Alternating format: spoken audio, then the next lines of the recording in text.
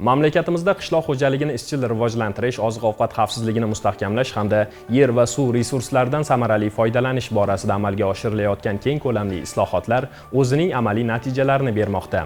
Ayniqsa g'allachilik tarmog'ida erishilayotgan yuksak ko'rsatkichlar nafaqat agrar sohaning rivojlanishi, balki yurtimiz iqtisodiyoti barqarorligi va xalqimiz farovonligini ta'minlashda muhim omil bo'lib xizmat qilmoqda.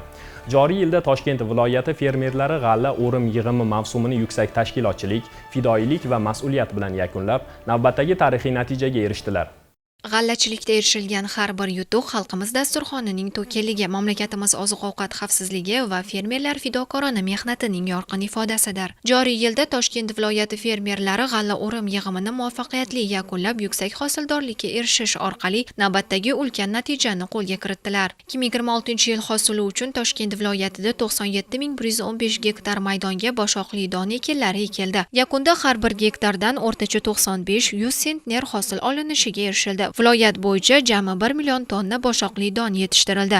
Mazkur natijalar o'tgan yil ko'rsatkichlari bilan taqqoslanganda yanada yaqqol namoyon bo'ladi. Xususan 2025-yilda 103 ming gektar maydonda boshoqli don yetishtirilib, o'rtacha hosildorlik 65-70 sentnerni tashkil etgan edi. Joriy mavsumda esa hosildorlikning qariyb 128% ga oshishi agrar sohada olib borilayotgan islohotlar, ilmiy yondashuv va zamonaviy texnologiyalarning amaliy samarasi bo'ldi. Yetishtirilgan don davlat xaridi hamda ichki bozor ehtiyojlarini ta'minlashga yo'naltirilmoqda. G'alladan bo'shagan 85 ming gektar yer maydonlarida takroriy ekinlarni ekish ishlari jadal sur'atlarda davom ettirilmoqda. Xususan 7 ming gektar maydonga kartoshka ekilib, aholini oziq-ovqat mahsulotlari bilan barqaror ta'minlash borasidagi ishlar tizimli olib borilmoqda. Shuningdek, takroriy ekinlarni joylashtirish ishlari tizimli tashkil etilib, sabzavot, poliz, dukkakli va yem-xashak ekinlari maydonlari kengaytirilmoqda. Chorvachilik va bog'dorchilik yo'nalishlarida ham mahsulot ishlab chiqarish hajmini oshirish bo'yicha samarali ishlar qilinmoqda.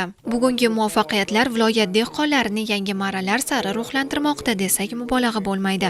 Endi Toshkent viloyati fermerlari paxta dalalarida ham yuksak natijalarga erishishni maqsad qilgan. Joriy yilda viloyatda 50 ming gektar maydonga paxta ekildi. Shundan 9,9 ming gektari Shinjon usulida barpo etildi. Toshkent viloyati fermerlari kengashi tomonidan qishloq xo'jaligida yuqori hosildorlikka erishish, yer va suv resurslaridan samarali foydalanish, fermerlarni har tomonlama qo'llab-quvvatlash hamda mamlakatimiz oziq-ovqat xavfsizligini mustahkamlash borasidagi tizimli ishlar izchil davom ettirilmoqda. G'allachilikda qo'lga kiritilgan bugungi yuksak natijalar esa paxtachilik va qishloq xo'jaligining boshqa yo'nalishlarida ham yanada salmoqli yutuqlarga mustahkam zamin yaratishi shubhasiz.